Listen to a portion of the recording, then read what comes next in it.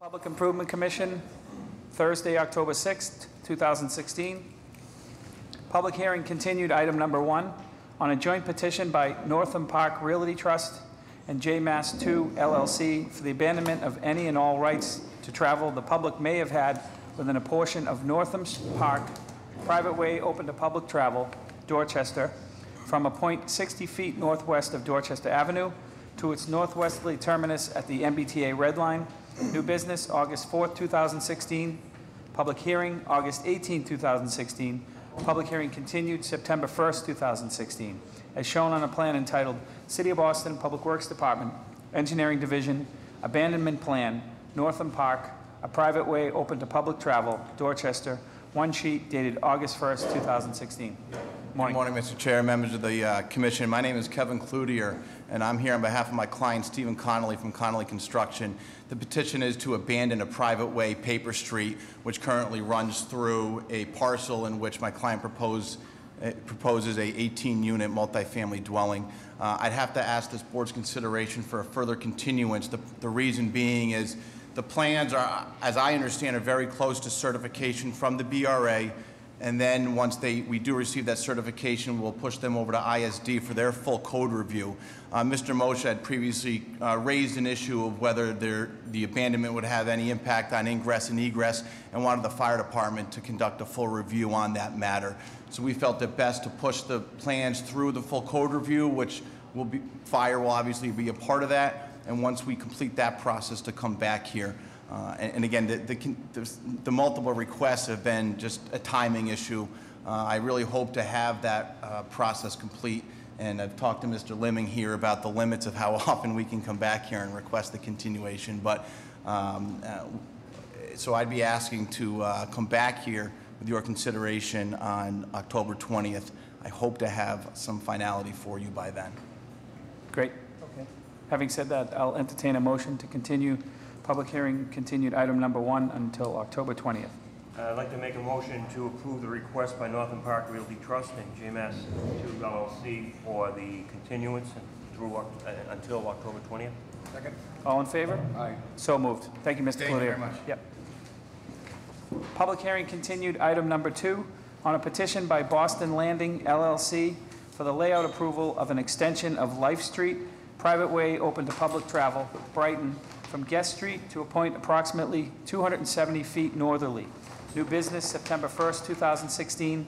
Public hearing, November 15th, 2016.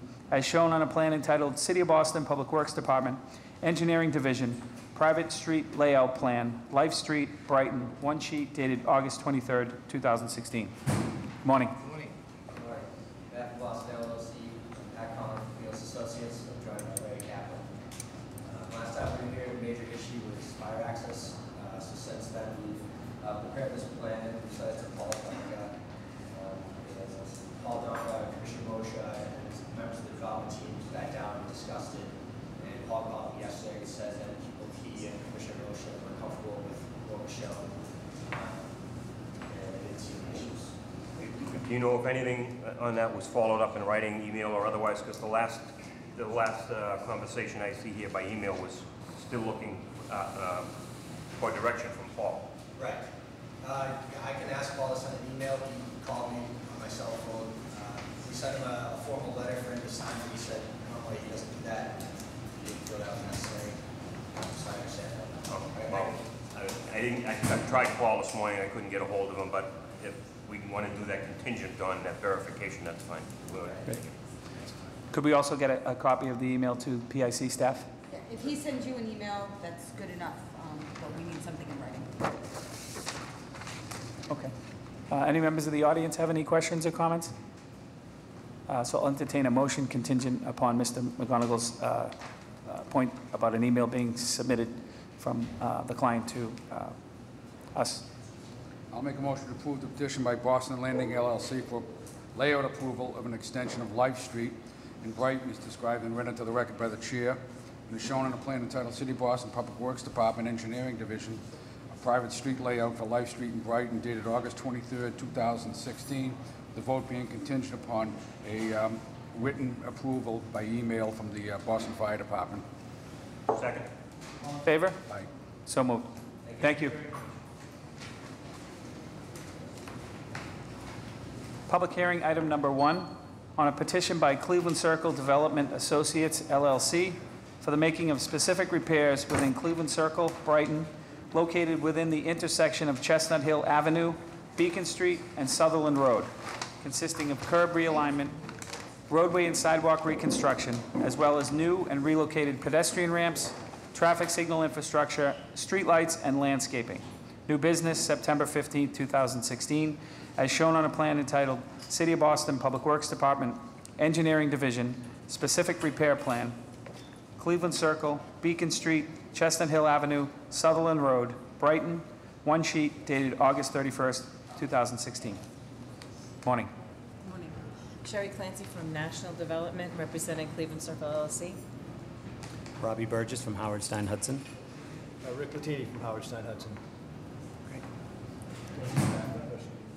Oh, I think we were here for new business, and this is in connection with the redevelopment of the former Circle Cinema site, where we're building 2 buildings. One is entirely in Boston, one is crosses the line between Boston and Brookline. It's a senior housing facility, and the other one is a hotel. Both buildings have a small amount of retail space, and through the permit process at the BRA, we engage with the community, and we've been working with BTD on some, improvements that have been needed in Cleveland Circle for quite a while, and part of our mitigation for that project is to put those things in place, and that's why we're here today. Great.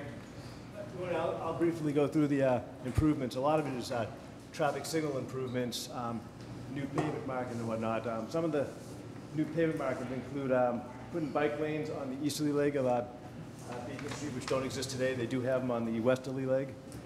The other change in the pavement markings is we are putting a dedicated left turn lane on Chestnut Hill Ave as it approaches from Com Ave to the north. We're redoing the crosswalks, obviously. We're putting new ADA compliant pedestrian ramps in. The other improvements are we are providing enhanced landscaping. This has been approved by Parks, and they're going to maintain it in the future. Who is maintaining? Parks and Do we, sorry to sound bureaucratic, but we have that in writing. Yeah, Liza. Yes, Liza marked up a plan of specifically the areas that Parks have intended to maintain and modified it to what they were willing to. Because there may be the odd chance that in the years in future, since this area is in a classical sense within a public works area, there may be some confusion. So as long as to reduce that confusion, Amy. Yep, we'll put it in the file. Okay. That's great. Yep. Yeah, so as far as specific repairs, there's the landscaping, obviously, and then we have some minor curb adjustments. One of them is shifting this island to allow for that left turn lane on Chestnut Hill Ave. The rest of these are just minor curb adjustments, either to allow pedestrian ramps, and in this case, there's a couple streetlights and traffic signals in here and pedestrian ramps, so we're just widening the curb a little bit there. So mostly as far as repairs, that's it. That's pretty minor stuff. A lot of it's on the traffic signalization improvement, and that's why we're here today. On the bottom of that plan, Rick, is that a city-owned parking lot? Yes. It is, okay. Is that gonna make? Yeah, that stays the same. Stay the That's same. metered parking to Okay. our maximum, yes. That's how I beat the lights. I cut through the parking lot. Right? So the timetable of execution, your team will be installing the plants, and then after a warranty period, the elements will be transferred for the care and custody of the Parks Department. How is that? Because the timing of that transfer needs to be properly thought through with the Parks Department's cooperation and understanding, so that they have so that when they get it, when it is time for them to maintain, there won't be any finger pointings as to the quality of the product which they have inherited. So And I think our plan now is to maybe try to do some of the physical improvements before the moratorium, if we get some of the bases in place to help us out. So we can do some of the signal things during the winter if we get those bases in, and hold off on doing the plantings till spring, which would give us a 1-year full cycle to the following spring, and see if there's any issues, then we could do replacement, and Parks would be taking over in that sort of springtime frame, which I think would be good. The plants would be established then. They would have gone through, the whole winter, and if there was anything that didn't survive, we'd be replacing it before they took it over. Great. So. Has Don Burgess finalized and approved his plan? Yes, we met with Don twice on this project since new business. once to discuss signal timing, and then again to discuss crosswalks and pedestrian amenities. And what we have submitted at 75% to BTD is a result of those two meetings. We also met with Stephanie from the bikes folks to go over our bicycle accommodations to make sure they're up to standards. So we've reached out to Boston Transportation. Thank you. Yep. And we have also met with the MBTA and had all of their input and made a few adjustments based on some of their things with the operations. Turnarounds. So I think we're trying to fold in all the players. Have the pedestrian issues been run by Commissioner McGowan of Persons with Disabilities? Yes, actually, I forgot to mention that we are providing a 5-foot path, smooth pedestrian path throughout the whole limit of work. As I mentioned, new business, was one exception at this island. There's an existing cut through that's less than 3 feet. We're making it 4 feet. And the reason why we can't go further is there's traffic signals, a street light in, there's like an electrical vault in the way, so that's. Great. Any members of the audience have any questions or comments? I'll entertain a motion. Make a motion to approve the petition by Cleveland Circle Development Associates LLC for making specific repairs within Cleveland Circle in Brighton, as described and read into the record by the chair, as shown on a plan entitled City of Boston Public Works Department Engineering Division, a specific repair plan for Cleveland Circle, Beacon Street, Chestnut Hill Ave, and Sutherland Road in Brighton. The one sheet is dated August 31st, 2016. Second. All in favor? Aye. So moved. Thank you very much. Thank you very much.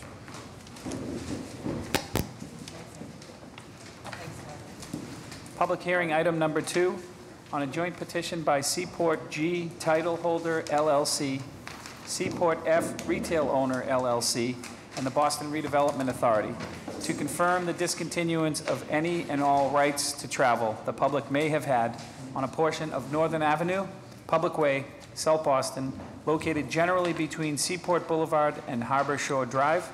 New business, September 15, 2016, as shown on a plan entitled City of Boston Public Works Department, Engineering Division, Discontinuance Plan, Northern Avenue, South Boston, one sheet dated September 2016. Morning. Good morning, Mr. Chairman, members of the Commission. I'm Peter Kohansky from Goulston and Stores. I'm here on behalf of Seaport F Retail Owner LLC and Seaport G Title Holder LLC. They are the owners and developers of blocks F and G within Seaport Square in South Boston. We're here on this petition and the next 6, which will set the final layouts of Northern Avenue, Pier 4 Boulevard, and Seaport Boulevard, and the boundaries of the Block F and Block G development sites. The BRA is a co-petitioner on this petition and several of the others, so Janet Carlson is here from the BRA. Also with me is Jeff Curley from, where's Jeff? WS Development, and John Schmidt of Niche Engineering. So this is all a bit complicated. I'll give an overview and then can answer questions on the big picture or individual petitions as we go through them.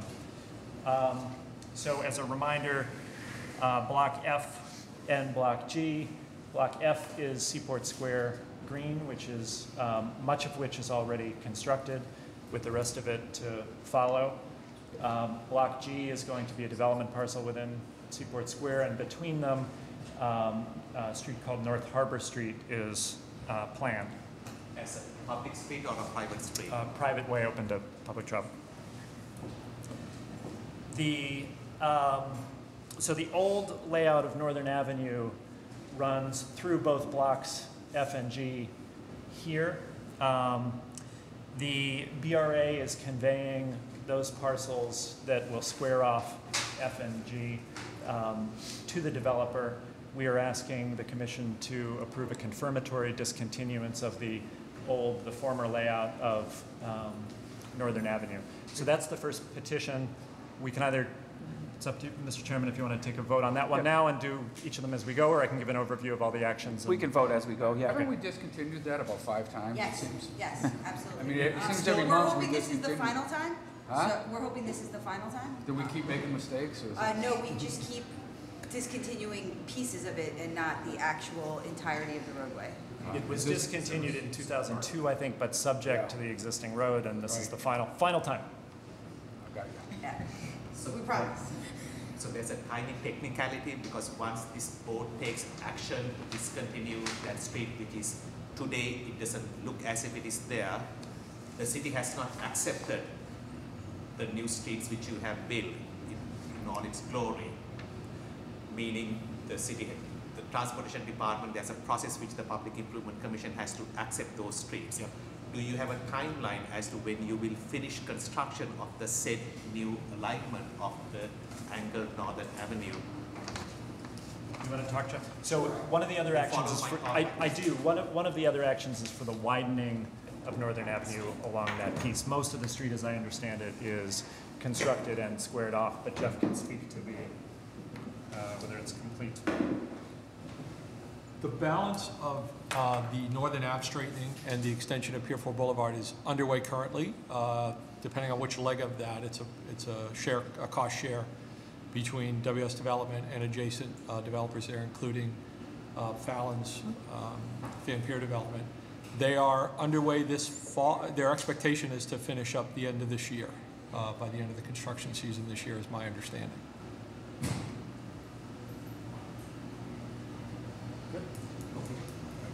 And I should have mentioned there are two Eversource electric conduits within the discontinued area. The BRA has recorded easements preserving their rights to be there. Which was kind of the final push to be able to discontinue all of our remaining rights in this, was the formalization of the Eversource easement. And when does parcel G look to get started? We're in the middle, we're early in a design phase for parcel G, and we expect construction to start late 17, early 18. Best guess?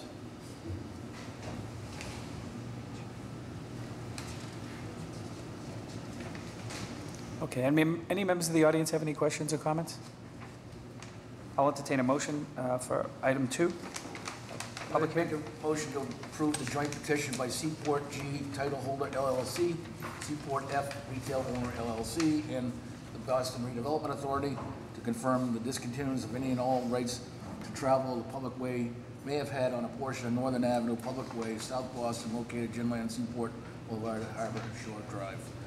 All is shown on a plan entitled City of Boston Public Works Department Engineering Division Discontinuance Plan, Northern Avenue, South Boston, one sheet dated September 2016, with the caveat that the city accepts the final alignment of Northern Avenue and the signals and roadway therein. Second. All in favor? Aye. So moved. Can I make a note or an amendment to that motion? Too late? No, The note on the drawing refers to a discontinuance of all City of Boston easement rights. And that is not intended to reflect the electrical easements that are going to remain. We already recorded easements. Right, for so this. it's getting rid of the city's easements, but each utility company has its own easement now with the private property owner. Okay, so that So note has no impact on the... It's our vehicular rights, it's our pedestrian rights, it's that I stuff. withdraw. Public hearing item number 3 on a petition by Seaport G Title Holder LLC for the widening and relocation of the existing right-of-way lines of Seaport Boulevard, Public Way, South Boston, located at the northerly corner of its intersection with Pier 4 Boulevard. New business, September 15, 2016, as shown on a plan entitled City of Boston Public Works Department, Engineering Division, Widening and Relocation Plan, Seaport Boulevard, South Boston, one sheet dated September 2016. Morning again, Peter. Morning. Peter Kohansky again for the petitioners. So now for the next 3 petitions are to set the final alignments of the roadways on the perimeter of these blocks. This first one is to widen Seaport Boulevard over a small piece at the southeastern corner of the block. That's the only strip here that's not within a public way, and we're asking just to sort of continue the condition along Seaport Boulevard and Pier 4 by adding that to Seaport Boulevard.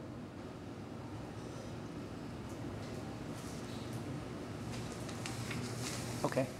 Any members of the audience have any questions or comments? I'll entertain a motion. I'll make a motion to approve the petition by Seaport G Title Holder LLC from the widening and relocation of the existing right-of-way lines of Seaport Boulevard in South Boston. It's described and read into the record by the chair, as shown on the plan entitled City of Boston Public Works Department Engineering Division, the widening and relocation plan for Seaport Boulevard in South Boston. The plan is dated September 2016. Second. All in favor? Aye. So moved. Public hearing item number 4, on a joint petition by Seaport G Title Holder LLC and the Boston Redevelopment Authority for the widening and relocation of the existing right-of-way lines of Northern Avenue, Public Way, South Boston, located on its southwesterly side, northwest of Pier 4 Boulevard. New business, September 15, 2016, as shown on a plan entitled City of Boston Public Works Department, Engineering Division, Widening and Relocation Plan, Northern Avenue, South Boston, one sheet dated September 2016. Good morning.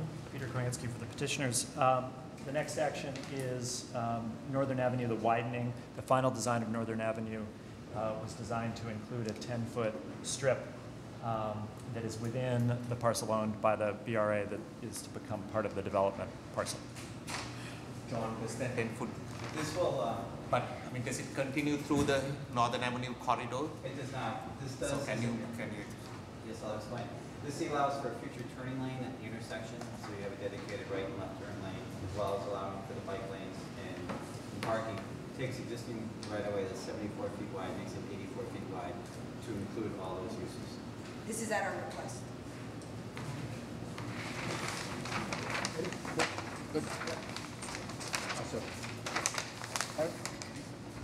Any members of the audience have any questions or comments? I'll entertain a motion.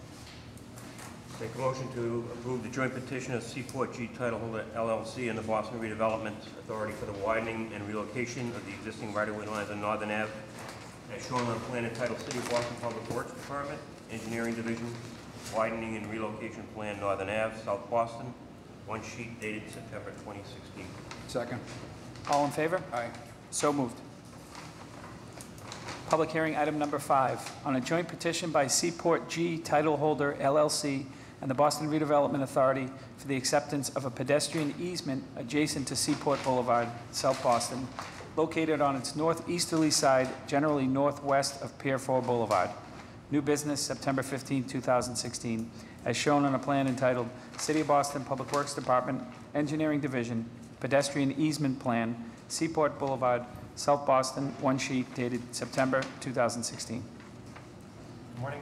Peter Kohansky for the petitioners.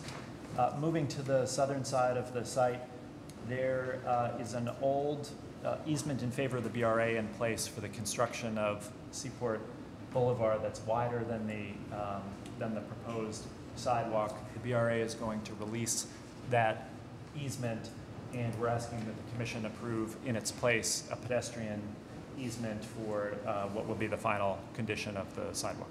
But the two pedestrian easements from a very, John, why do the two pedestrian easements don't match beyond the, no. On Seaport Boulevard, Here, you here. got it. Right. This is part of the plaza, actually there'll be a right-of-way that's for here in the future. This allows for a wider pedestrian easement in front of that park, or in front of the park, the parcel left. And the surface is going to look like a sidewalk, Yes. quite like a sidewalk, and function like a essentially, sidewalk. At parts left, you have also the plaza area. We'll have a future private way here, and then it'll break back into more of the conventional sidewalk width that you see down So by how is Park. it going to transition? You're going to go from, Through the intersection will transition because you'll have your conventional sidewalk, then you have it's wider, you have mentions, it's more of a public access and embrace the park. There'll be a private way here that'll differentiate, separate the two. You'll have a crosswalk that'll come here, actually it's all out here.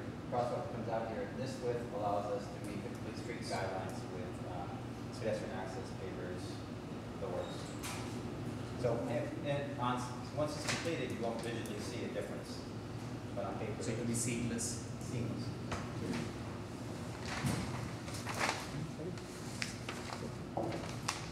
Any members of the audience have any questions or comments? I'll entertain a motion. I'll make a motion to approve the joint petition by Seaport G Title Holder LLC and the Boston Redevelopment Authority for the acceptance of a pedestrian easement adjacent to Seaport Boulevard in South Boston, located on its northeasterly side, generally northwest of Pier 4 Boulevard. shown on the plan entitled City of Boston Public Works Department Engineering Division, pedestrian easement plan for Seaport Boulevard in South Boston. The plan is dated September 2016. Second. All in favor? Aye. So moved. Public hearing item number 6, on a petition by Seaport G Title Holder LLC for the vertical discontinuance of portions of Seaport Boulevard, South Boston, located at the northerly corner of its intersection with Pier 4 Boulevard, vertically below the grades of the sidewalks. New business, September 15, 2016, as shown on a plan entitled City of Boston Public Works Department, Engineering Division, Vertical Discontinuance Plan, below grade, Seaport Boulevard, South Boston, one sheet dated September 2016. Peter Kohansky again for the petitioner this time, not a joint petition. The next 3 petitions are requesting subsurface discontinuances. The final layouts of the streets, Northern Avenue, Pier 4 Boulevard, and Seaport Boulevard, encroach on what was going to be a development parcel coming back to the BRA. We are asking that the commission approve a discontinuance of strips of those public ways to allow for the construction of a subsurface garage. This was discussed when Pier 4 Boulevard was laid out. So the first one is for the small piece where we just widened Seaport Boulevard at the southeast corner of the site.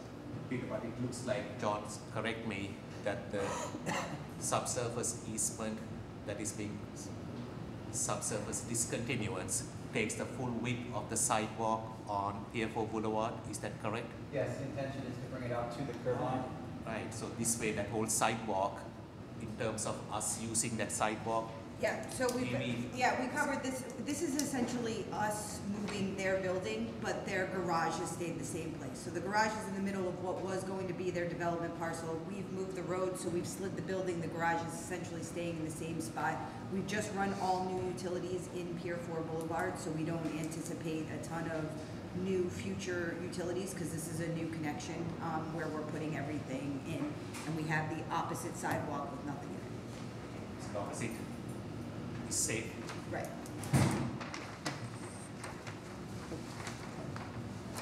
Subsurface, right? Yes. Any members of the audience have any questions or comments? I'll entertain a motion. I'll make a motion to approve the petition by Seaport G Title Holder LLC for the vertical discontinuance of portions of Seaport Boulevard, South Boston, located in the northerly corner of its intersection with Pier 4 Boulevard, vertically below the grades of the sidewalk. All is shown on a set of plans entitled City of Boston Public Works Department, Engineering Division, Vertical Discontinuance Plan, below grade, Seaport Boulevard, South Boston, one sheet dated September 2016. Second. In favor? So moved. Public hearing item number 7, on a joint petition by Seaport G Title Holder LLC and the Boston Redevelopment Authority for the vertical discontinuance of portions of Northern Avenue, South Boston, located on its southwesterly side, northwest of Pier 4 Boulevard, vertically below the grades of the sidewalks. New business, September 15, 2016, as shown on a plan entitled City of Boston Public Works Department, Engineering Division, Vertical Discontinuance Plan, below grade, Northern Avenue, South Boston, one sheet dated September 2016. Peter Kohansky for the joint petitioners. This is asking on the Northern Avenue side for the same subsurface discontinuance beneath the 10-foot strip. Oh, are we Pier 4 Boulevard? No, this is No, Northern Avenue. Yeah. Flip back. Sorry about that. So this is to discontinue the strip below the widened Northern Avenue that was just laid out.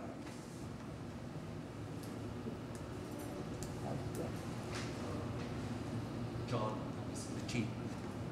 Subsurface easement, full length of sidewalk.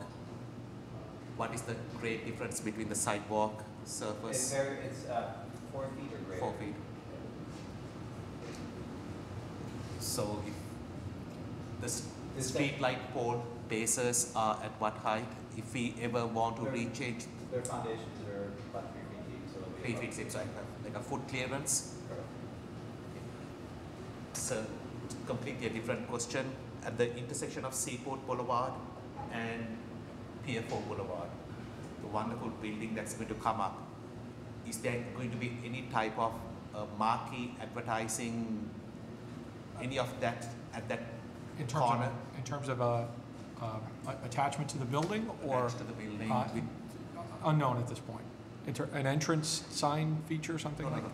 what's the best way for I me mean, to say like it? a notification of how a sidewalk kind of. No, Your digital. building digital service, sign. a digital Digital signboard. Oh, I don't know at this point in time. I'm not sure what, a digital signboard Yes. for Advertising. advertising? Marquee. Not to my knowledge, but But if something of that nature, because what I'm trying to find out is. if it were something that I was responsible for installing, I'd have to coordinate it with the garage as it exists underneath the sidewalk in that location. Is that? Will More- the, are you contemplating any digital signage that would be on the Not face at of this your point in building? time. Okay. And we didn't discontinue any public spaces for their use there. Generally, it is completely This is for their building. for their use there. Great. Oh, sorry. So Northern Avenue, we give up the sidewalk on this side. Do we have clear space on the opposite side between the sidewalks? Yes. Yeah, I mean, and we have space on this side as well. It's really Pier 4, I think, that we get a little bit tight, but that's all new connections that we just put in there. With plenty of virgin space because it's a new street. actually both streets, I mean, Northern Ave, this section of Northern Ave is just. Right, but I think that we have more clearance on the Northern Avenue side than we do on the Pier 4 side. So that sidewalk is still viable for shower utilities. Thank you. Excuse me.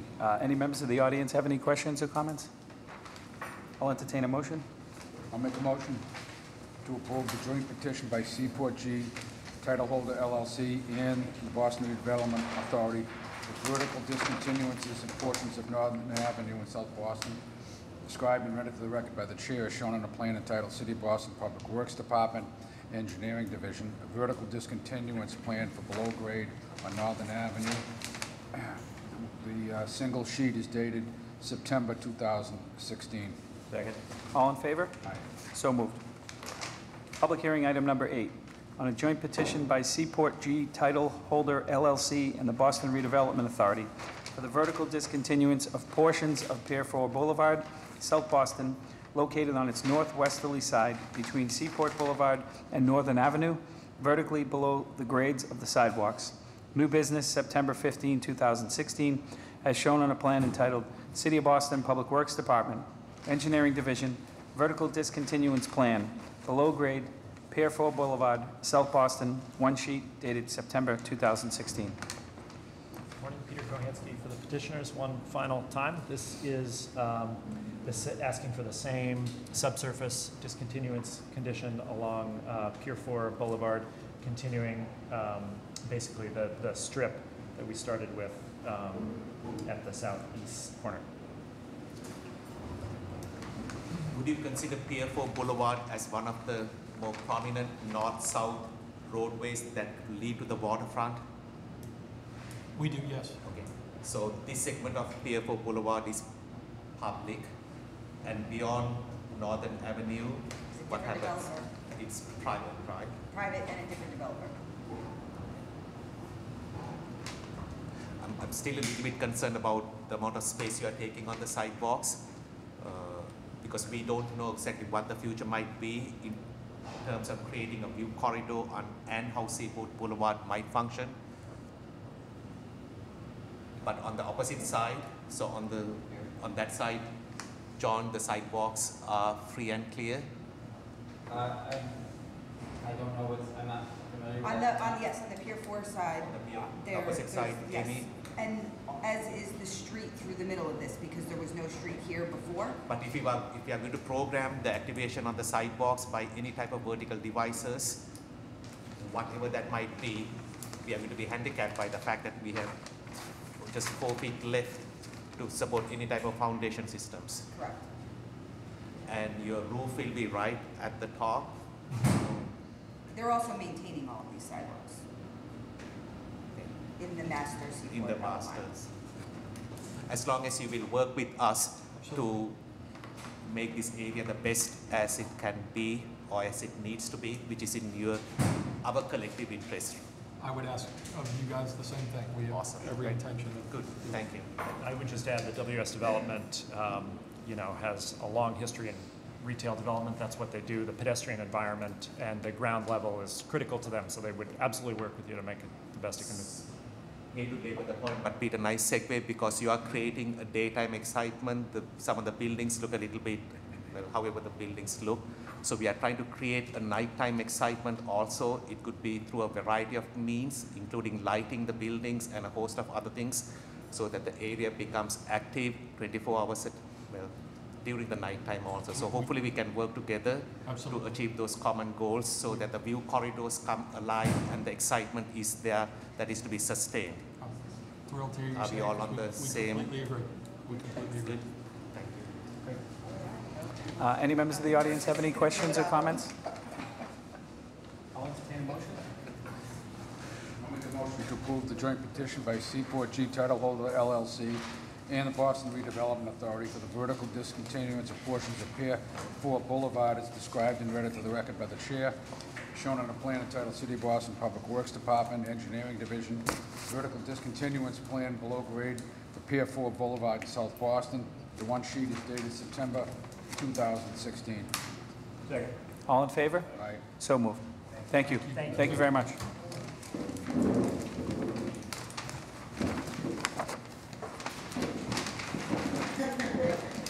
Public hearing, item number 9, on a petition by Berklee College of Music for the granting of a projection license for the installation of new banners and a marquee over portions of the sidewalks within Massachusetts Avenue, Roxbury, located on both sides, generally at Belvedere Street and Haviland Street.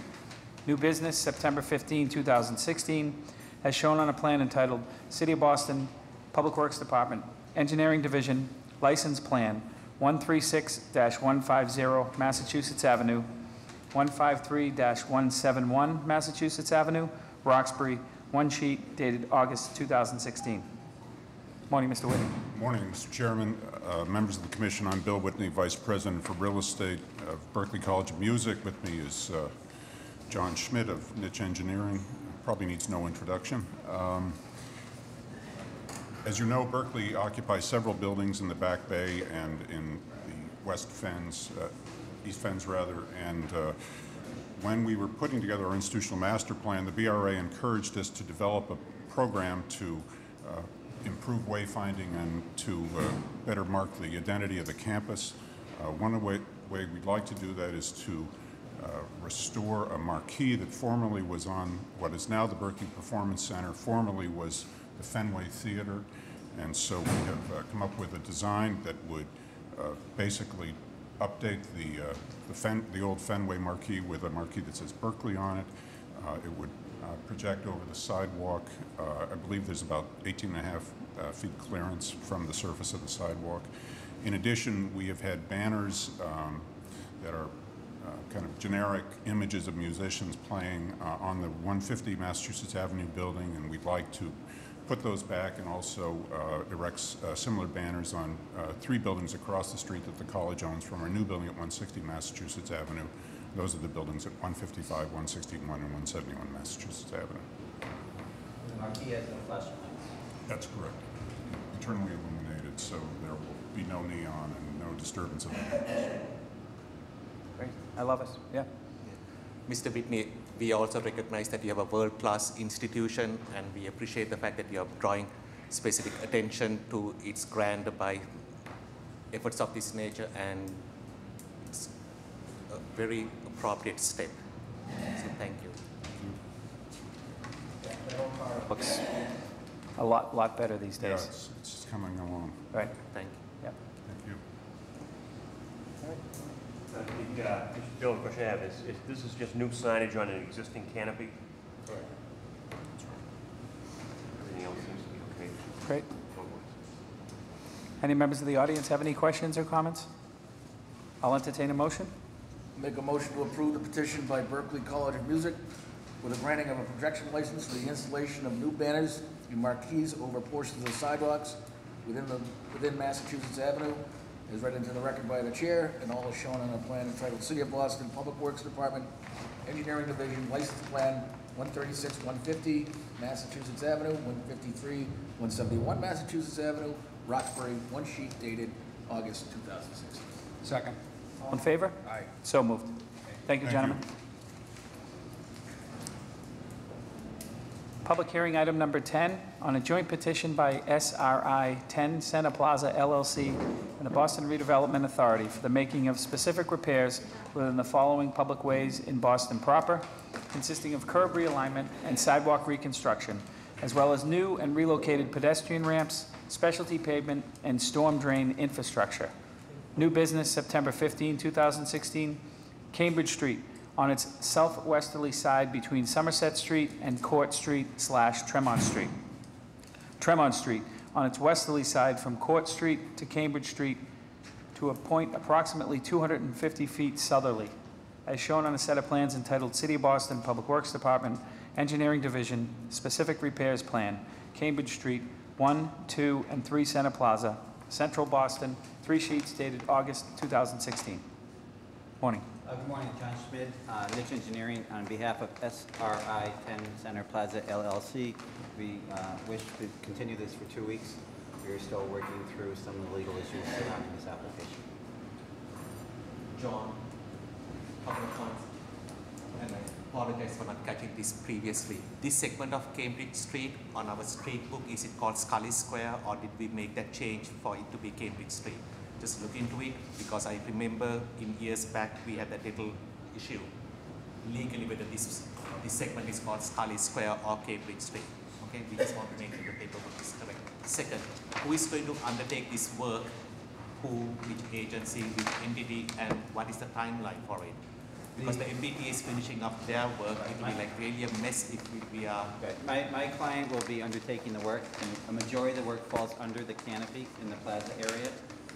The area between the building face and the curb line, they will also be replacing what the bituminous concrete that was put down with new concrete.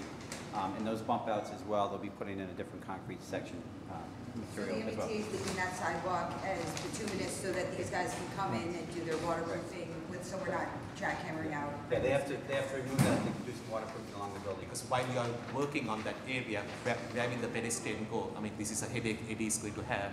Thanks. No. I mean, there's massive pedestrian traffic. We don't want them to be walking on the street or within the MBTA's construction site. I am looking for my notes from last time. Just look into that, give it some Yeah, thought. there is an tell us. element, from what I recall, an LMI has been drafted. I don't believe it's been submitted yet.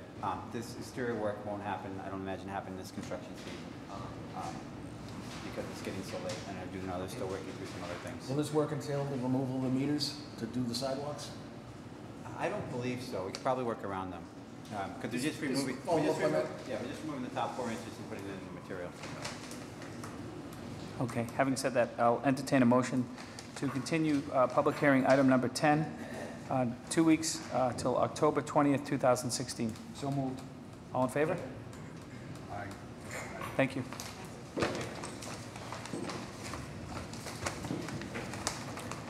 First item of new business, Harrison Avenue at Worcester Square, Boston proper, square dedication on a petition by the neighborhood abutters.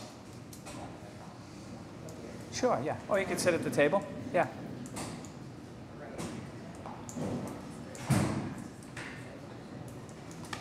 A little nervous, I Oh. forgot my remarks. Don't worry about it. Good morning. Morning. How are you? Great. Good. Thank you so much. Right. My name is Barbara Edlin. I'm the widow of Dr. Kenneth Edlin, who worked and taught at Boston City Hospital, now known as Boston Medical Center, and Boston University School of Medicine for nearly 40 years. He passed away from bladder cancer about 2.5 years ago in December of 2013.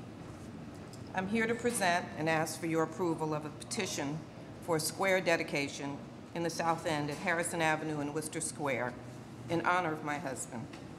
This location is very near the old City Hospital, which for so many years was the center of his life's work. I've come in with over 1,000 signatures in support of this petition, including from the Worcester Square Neighborhood Association, many letters of support from leaders in the City of Boston, as well as Boston Medical Center, who does not object, and they are an immediate abutter, and many other well-wishers. While it's very hard to talk about my husband in the past tense, I'd like to take a moment to tell you about him, his work as a physician, his commitment to this community, and to the women and girls who were his patients, and why he is deserving of this tribute. Ken Edlin grew up poor in the early 1940s in segregated wartime Washington, D.C. He was the youngest of 4 children, and his dad worked at the post office. His mom was a homemaker. And at the young age of 11, Ken lost his mom to breast cancer. He knew even then, at that young age, that he wanted to be a doctor, a woman's doctor, so poor women and girls could get better health care than he thought was given to his mother. He felt that science, prayer, and his family's socioeconomic standing had failed her. He found the resources to go to Columbia College in New York and then Meharry Medical College in Nashville. He came to Boston in 1971 as a young first-year resident to do his specialty training in obstetrics and gynecology, having just completed a tour in the Air Force, rising to the rank of captain. At City Hospital, he worked hard and became the first African-American chief resident of OBGYN in the history of that department. City Hospital in the early 1980s was the hospital of last resort. Patients had no insurance, no one to come and sit with them, and often language barriers without the interpreters we readily have available today. This is where my husband worked. During this time, as a resident, he rotated to work at many of the city's community health centers, Roxcomp, Mattapan, Harvard Street, Whittier, taking care of hundreds of poor women and girls from the Roxbury, Dorchester communities of Boston, making sure that even though they had limited resources, they would be respected and given high-quality care. In 1976, Ken became chair of the department and chief at City Hospital. He initiated many new programs to help patients with complicated and difficult pregnancies, such as establishing the first methadone program for opioid-addicted pregnant women. It's, very common today with this crisis, but he established the first one at City. Establishing the first ambulatory surgical program at City. And he started something as simple as a patient care fund that was used to purchase personal items for patients who were not able to afford them, like deodorant and toothpaste, items readily available to hospitals today, but not in 1980 at City. In 1989, he stepped down as chief and became Associate Dean of Minority Affairs and Director of the Early Medical School Selection Program at BU School of Medicine, better known as the EMSSP program. This very unique 6-year program, which continues today, is designed to bring increased diversity to the physician workforce, an effort essential to improving quality and equity in healthcare. Students in this program come from Southern historically black colleges, the universities of the Caribbean, and the Pacific Islands. This program was a passion of my husband's. He helped hundreds of young doctors of color get through medical school with the skills they needed to return to their underserved and poor communities. For 15 years, Ken and I hosted each new class of these young students in our home for dinners, pizza nights, and often just to watch TV to get away from the dorm and the stress of medical school. They were like our children, and we were like proud parents at every graduation when the EMSSP students would walk across the stage and graduate as new doctors. My husband was a compassionate, caring, rare breed of doctor back then. He was never too busy to talk to a student or give a patient much more than the 15 minutes of allotted time for an appointment. Many a night, he left me at an event to go to a hospital to hold the hand of a sick patient. For nearly 40 years, until he retired in 2006, he was one of the loud voices for quality health care for poor and disadvantaged women and girls in Boston, and frankly, around the country. He passionately believed in the right to privacy and a woman's right to make her own choices about her body and her medical care. He delivered thousands of babies over the years and often had patients from several generations in the same family, treating the grandmother, the mom, and the daughter. My husband cared for each patient with empathy and compassion like they were his own mother, who he was convinced did not get the care she needed during her illness because she was poor. After his passing, I received countless notes from former patients. Dear Mrs. Edelin, you don't know me, but Dr. Edelin saved my life. Or Dear Mrs. Edelin, after a second opinion from Dr. Edelin, I had the surgery other doctors told me not to have, and I'm well today. Or Mrs. Edelin, my child Joey would not be alive today if Dr. Edelin had not saved him, and on and on. I have many signatures on my petition and letters of support, as I mentioned, but I'd like to quickly read just a portion from one, which sums up better than I ever could why Dr. Edelin is deserving of this tribute. I believe you have a copy of a letter from Dr. Acker, and I'll start midway down. I met Dr. Edelin at the interview, and I remember to this day being impressed by his passion for quality care for the patients. Silently, I concluded, this guy really cares about the people who come to his hospital. His obvious commitment to high-quality care and respectful, compassionate care for the population Boston City served matched mine. We hit it off immediately. He offered me a job, and I accepted, and our relationship started. For the next 5 years, I watched as he led, actually demanded, that the faculty always show respect, understanding, and compassion for the women our department served. This started with the way all were expected to dress. Casual dress was out, and we were to dress professionally. We were expected to talk respectfully to our patients. We were expected to explain issues so our patients could understand the choices they had, rather than just telling them what was best for them. We were expected to treat patients' families in a sympathetic manner. I know this all seems so simple, so basic an aspect of human relationships, but I can assure you that 40 years ago, it was revolutionary. Ken made us proud to be serving our Boston City patients. He made us rethink what it meant to be a doctor to people whose lives were less privileged than the doctors. But the socioeconomic differences notwithstanding, Ken believed that we all wanted the same things from our doctors: competence, caring, compassion, and respect. He insisted that we demonstrate this every time we interacted with a patient. Dr. Edelin believed in those values, and all of us who worked under with him were better people because of his leadership. Additionally, he created a department in which doctors from many countries worked together, and a department in which residents from many backgrounds learned together. Until recently, this diversity was not found at any of the other teaching hospitals in Boston. Boston City was ahead of its time because it had leaders such as Dr. Edelin who were ahead of their time. Thank you. Thank you. Here are the petitions.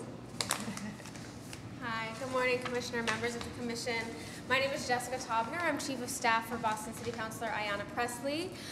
She is stuck in a little transit challenges, but I'm hoping she'll get here before the agenda's over and be able to speak directly, if that is okay with you. Okay. But I would just, in case that doesn't happen, I'm here on her behalf to speak in full support of this dedication. I hope just from Ms. Edelin's testimony and all the materials you will read, I remember when a few months ago when I learned about Dr. Edelin, I felt deprived that I had not known of his history and contributions to this city until this year.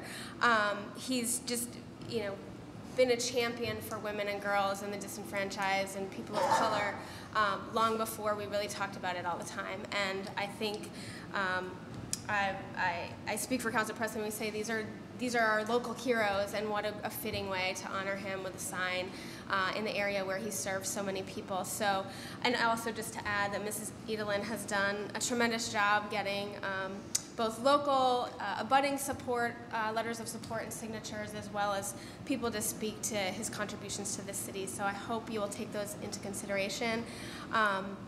And we respectfully ask for your support of the square dedication. I also just want to thank Amy for being so patient in walking both Dr. Mrs. Edelin and I through the process of this. Yes. Sure. So thank you so much. Yeah, no, thank you for your support. This is the most support we've ever seen on a square dedication. Oh, wow. In All right. 10 Right. days.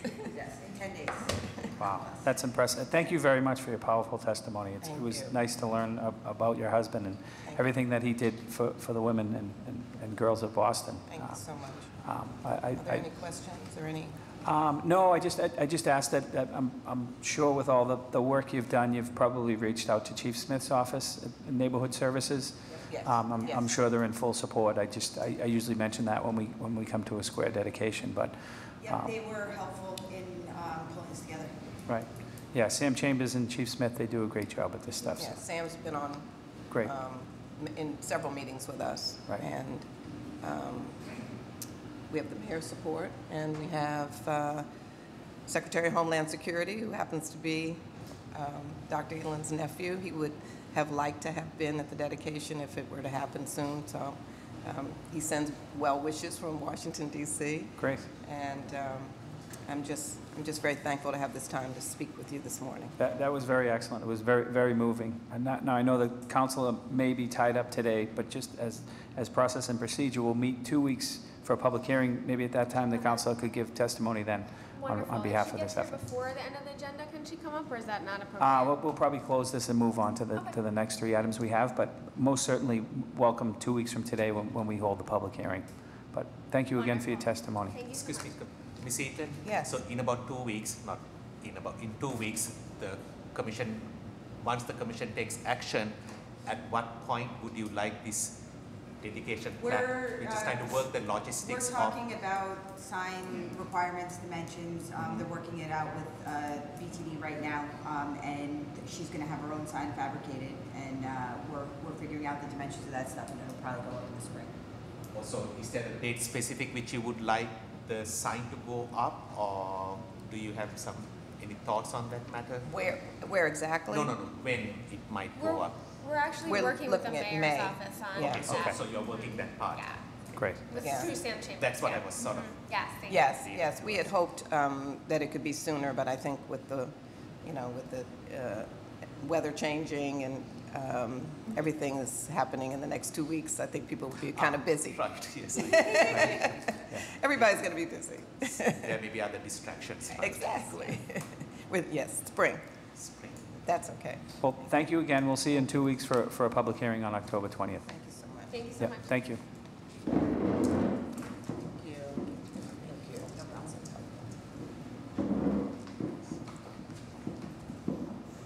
Second item of new business, Seaport Boulevard, East Service Road, South Boston. Pedestrian easements, specific repairs on a set of petitions by Boston Seaport M1 and 2 Land LLC.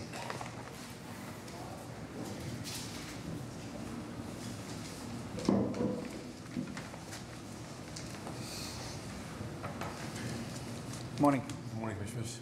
My name is Mike Schumacher. I'm with Cottonwood Management. We're the owner of the parcel. I've got with us today John Schmidt, Niche Engineers. They're our civil engineers. Bob Busa, Howard Stein Hudson, our traffic engineers. And Dave Wamister and Scott Summers from BGI, who are our developers. We are here today regarding the specific repair submission. As you probably recall, we were here earlier this summer for our temporary earth support review and approval process, as well as our recharge well process. So I thank you for that process being completed. We also anticipate later in this year, probably end of the year, first of next year, to be back regarding canopy and vertical discontinuance. But for today, it's specific repair, the sidewalks, curb lines, and pedestrian easements. So with that, I'm going to turn it over to John, who will walk you through the submission. Thank you. This is the block that you're speaking to. Seaport Boulevard is the City of Boston Street. East Service Road is in the City of Boston Street. Congress Street is MassDOT. D Street is Massport. So we got all the agencies covered. But Congress Street, what are you saying is MassDOT? Presently, it's the City of Boston, MassDOT Street. It's the City of Boston up to B Street. It is? It is. Yeah. Okay. It's where the meters and the light switch at B. All right, that's, because I was under the impression it's not. That's good to know. Incorrect. All right, so we'll have to come back and do specific repairs for this section as well.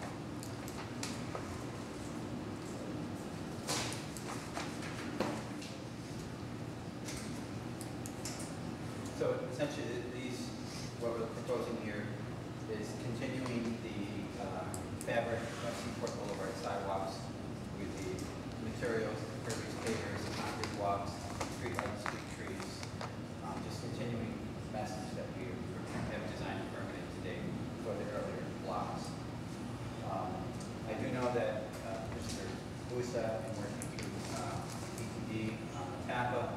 There was discussion about providing a bump out here at this intersection and also modifying the surrounding. That conversation came to light after we prepared these plans. And we were having. Who was that with? What's that? Who was that with? That was, I was saying, that was a discussion with Pat Hoey, going over the TAPA. We met with him going over the TAPA site plan. So what we had shown here was some, two basic pedestrian improvements. Some bump outs at the east service and Autumn Lane, show the crossing, get people out beyond the parked cars, see traffic on Avenue. And then we were also asked to deal with this truck chop island down here. See if we can pull this out a little bit, still provide for large vehicles to make that corner, and we've been able to do that as well. So both of those plans have to be in the TAPA site, John was mentioning. Right. So if that is the decision that was made, these plans will be modified. Again, we have some concern relative to some of the traffic volume with installing neck downs on certain roadways. It reduces our flexibility to have additional lanes put in. So we'll loop back on that. Yeah, okay. So the application before us today.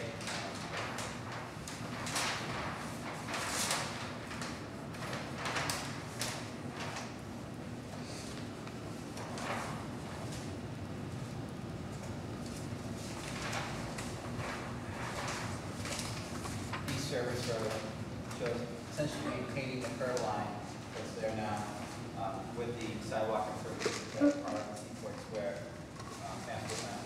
John, are you referring to this specific repair plan or the easement plan? Specific repair plan.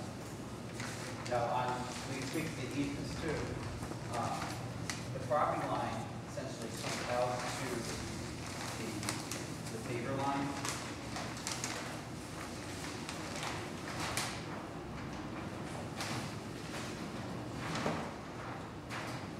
So you can see that the outer red line, that's the property line, and we're proposing an easement here that we got, a 5-foot easement that allows a minimum of, that allows a 5-foot clear accessible access along the concrete sidewalk, as has been in practice throughout Seaport Square. John, do you know whether the opposite side of East Service Street, the sidewalk treatment, whether it is going to mirror the look of the L2 121 Seaport, right here. This was approved by this commission about a year ago, maybe a year and a half ago. This building is currently in construction, but the materials and patterns on this side are the same as on this side. So everything is block L4 and L6. This has not been designed yet, but the intention is to carry the pattern throughout that block as well.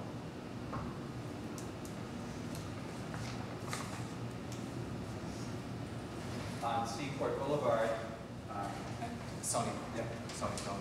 But when you come off the I-93, I-90 interstate system, East Service Road, that location is the main way which you can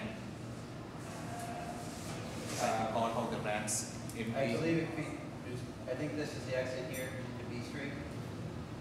And this goes, help me guys. Basically, the commission needs to understand the significance of East Service Road as a transportation vehicular link that serves both Seaport Boulevard, Northern Avenue, and that whole complex. So East Service Road is served has two ramps out into it, and they go in directions. One is I-90 westbound, eastbound, and the other is I-93 northbound. Right. So both those ramps empty out over there. Yeah, they come out in 2 lanes each, separately, and they're signalized separately, and they come right up. Exactly. Okay. So that is how both the I-90 system and the I-93 system feed into this area. So exercise the necessary prudent caution which you need to do as a traffic engineer to understand the functionality of that right-of-way when you consider the incremental benefits of any neck downs. Okay. We're facing the issue right now with some of the construction, with, as you know, and numerous complaints. So the intent is to maintain the cross-section as it comes into this side here, there's parking on both sides today, and 2 travel lanes going through. The bump out will be at Autumn Lane, and then from Autumn Lane up, we slide down to 3 lanes. That's what's in the capital plan. We can go over that and do a fast part. Just balance it with the engineering team of the transportation department. That, I haven't reviewed that yet, so just so you know. Okay. So the next 2, right, take over.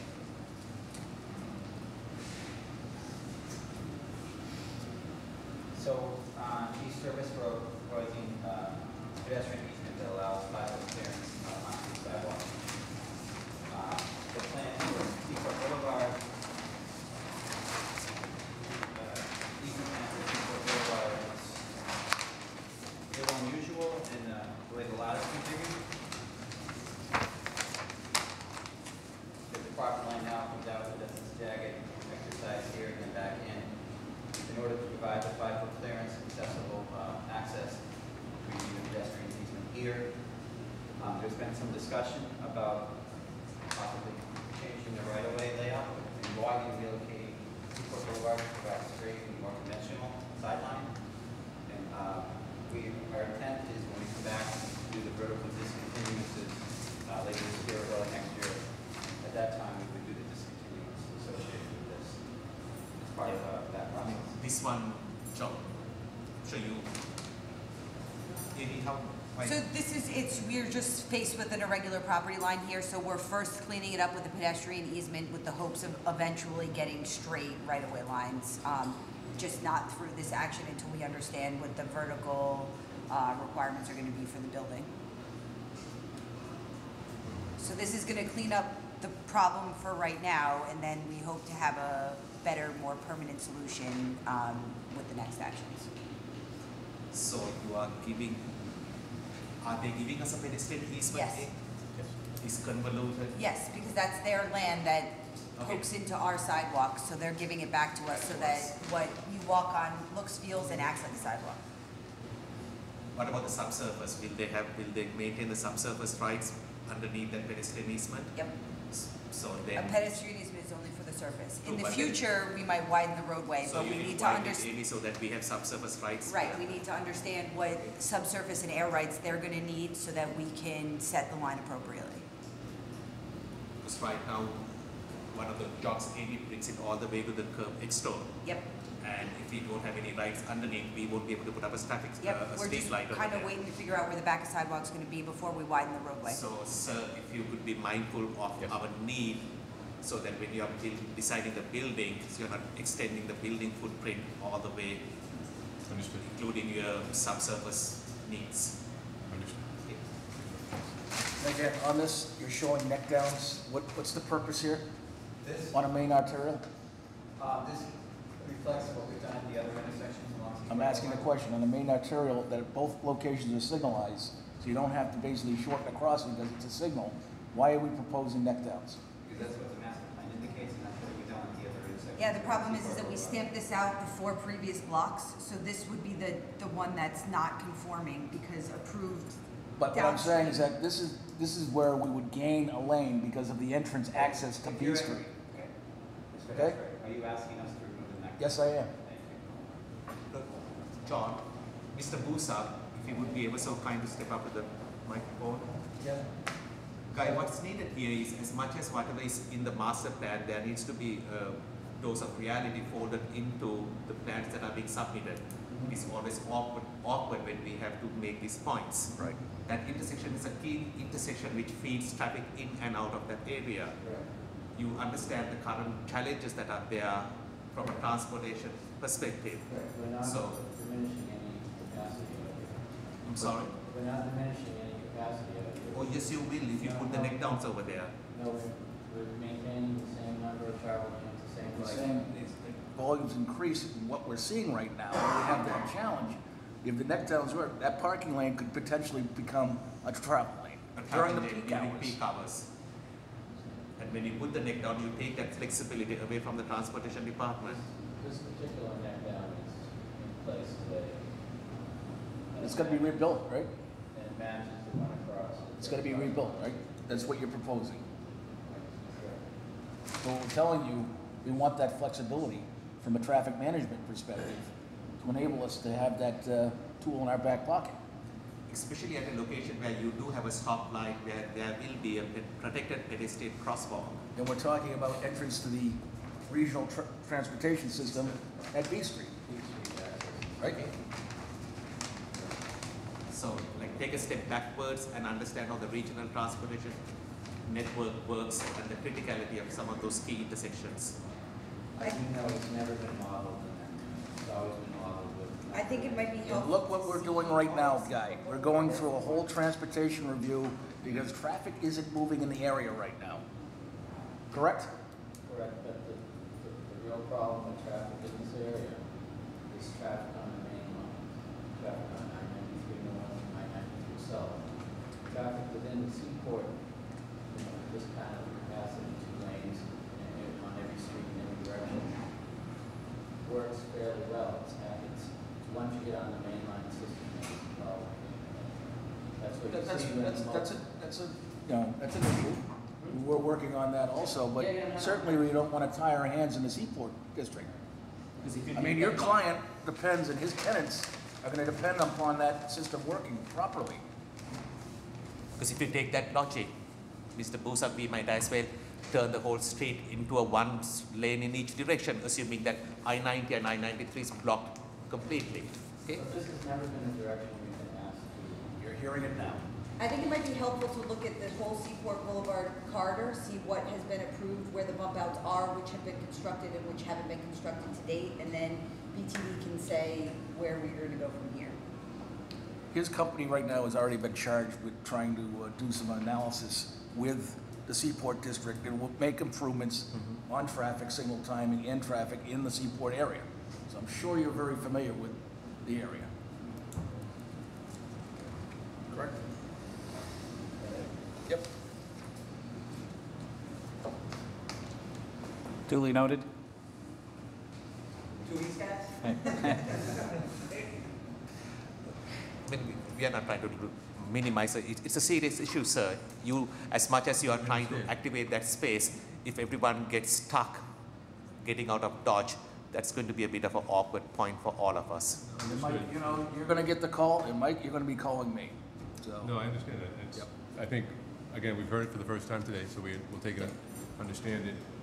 I think, to their defense, they were following a system that had gone along Seaport Boulevard, and this is a change to that system in terms of these step-ins. We're not asking to bump out into the road with our corners. We're just rebuilding what was there and continuing the system. And the East Service Road piece, we also weren't asking as the owner to bump out at Autumn Lane. That was something that was brought to us as a request. So we didn't mean to blindside anybody with that. This was... We are just trying to protect your interests so that you and all others can function in an equitable manner. Right, and this is new business, so this is where we hash this stuff out. Yep. So we'll set something up, Ed, with you and Pat. Yep. Yeah, in 2 weeks, I'll be ready for all that meetings, so 4 weeks. And we'd like to request a hearing in 4 weeks to allow us to get through this and allow the city to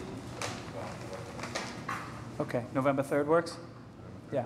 All right, we'll see you on November 3rd for a public hearing. Thank you. Thank you all. Thanks.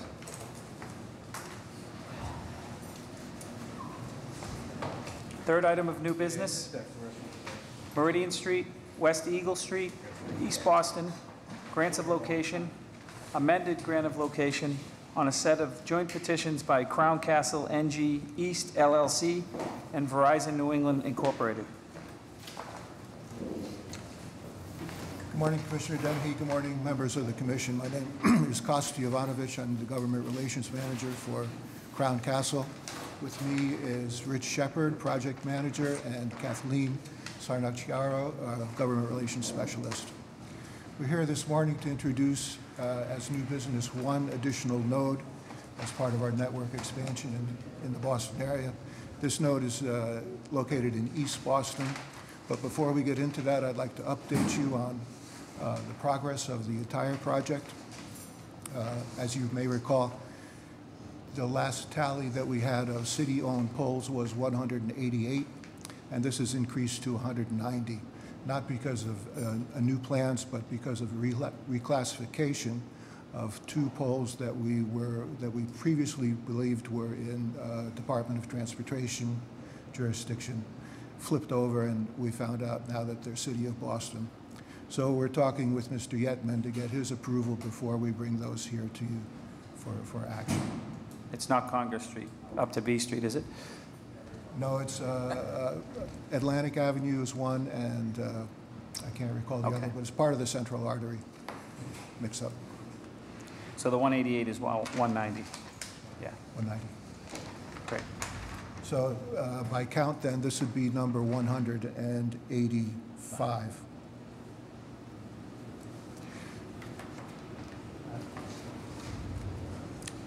The node is located at the corner of Meridian and White Street in East Boston.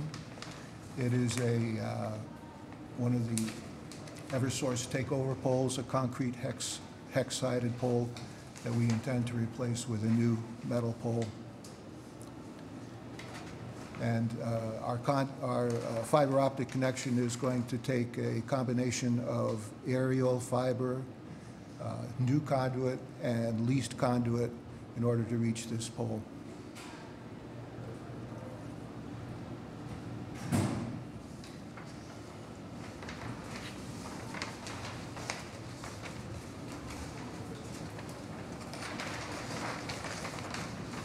Where are we now? Are we down near my city yard? Down by, let me see where we are here. Yeah. Can you give me a landmark? I'm sorry, my familiarity. Meridian Street and West Eagle Street. It's in between Falcon and White Street. Oh, I know where. Okay, we're coming down the hill. Yep. Yeah, all right. Okay. Is this the first one in East Boston? No. No. It's the first one this year, but we have locations Okay. And there's more to come. in East Boston. There aren't any planned at this point. This No. is just a single location in East Boston expansion.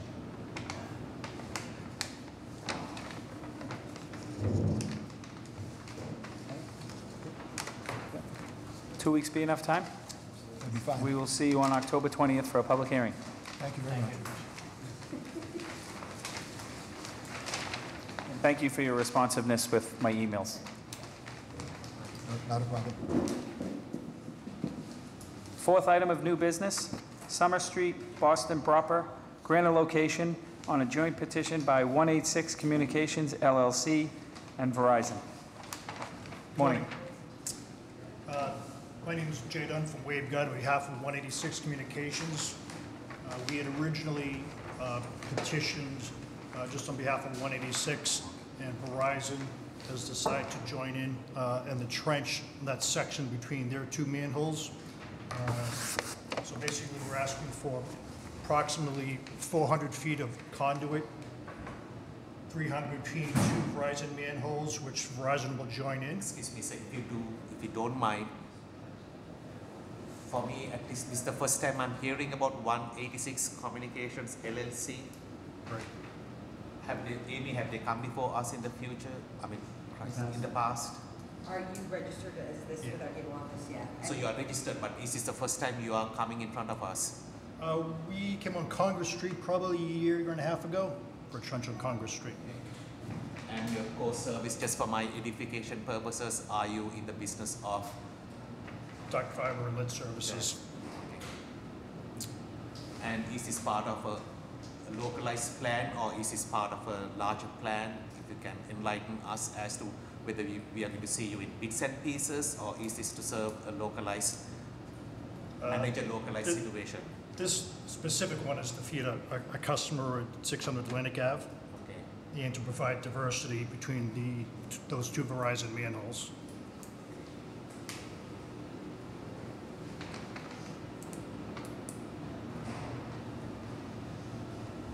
How much digging is involved? What's the trench look like? About 400 feet total conduit, 2 feet wide, 2 feet deep.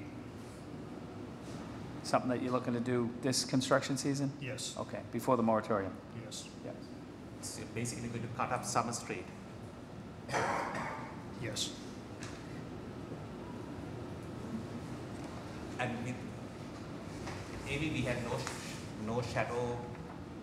No, this is the portion that's blocked, which is why Verizon's participating with them. They are also filled between their manholes. It's connecting to Verizon manholes that Verizon can't Right, get. it's at capacity, so there's no spares here.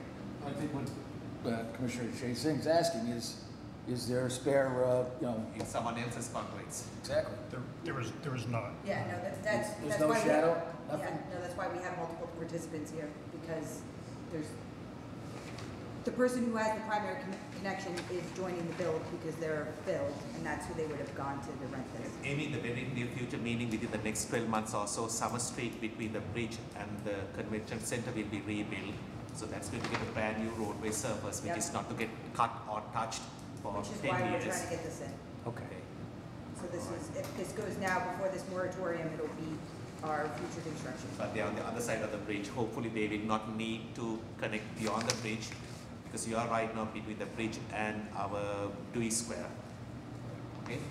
But if you need to go between the bridge or over the bridge, We don't anticipate that, no. So you're using Verizon fiber optic? No. So where's your cable?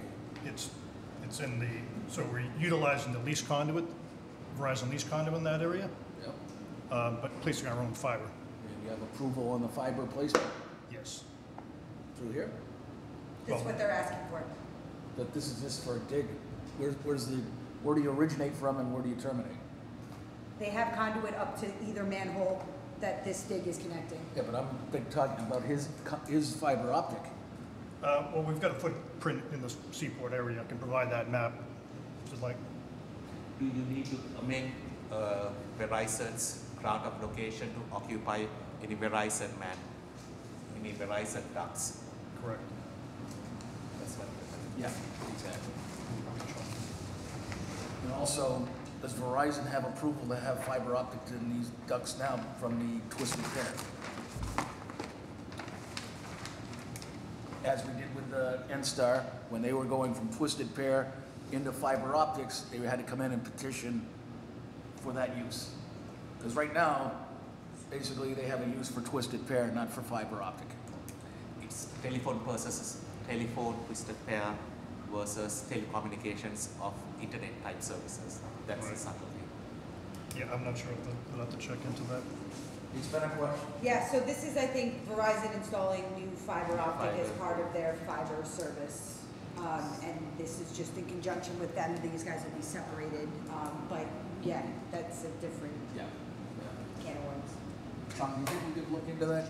Yeah, I have a question before I'll address this. I would like to know whether this is a traditional conduit or microtechnique. If this is traditional. This is traditional. Say traditional. Commissioner Jasper, I'd like to, what's the question again? Basically, the grant of use. Basically, this conduit system, basically as Verizon has it, they were granted basically a grant of location and PIC approval for placement of Twisted Pair, copper cable. Then So when they, the conversion of copper to fiber and where we stand a little bit that. yep. Thanks. All right, Mr. Dunn, 2 weeks be enough time? Yes. Okay, we'll see you on October 20th for a public hearing. Thank you very much. I'll entertain a motion to adjourn. So moved. All in favor? Aye.